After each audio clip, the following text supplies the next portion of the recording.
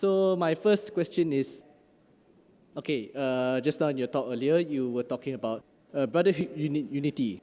So it sounds like a potential solution for religious harmony between the many major faiths in this world. So the biggest problem I think about is like Christianity. There are many different sects, different religious. Different sections, different interpretations by preachers and humans. So based on this human factor that tends to misinterpret a religion, deviating from the main text, the main content of a religion, what is your solution or your response to this problem or to this biggest obstacle to brotherhood unity?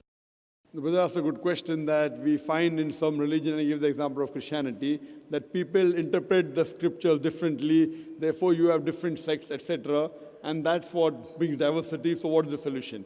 Whether the solution is that you go back to the scripture, and if the interpretation differs, and by the different interpretation, if there's a contradiction, then you choose that interpretation which there's no contradiction.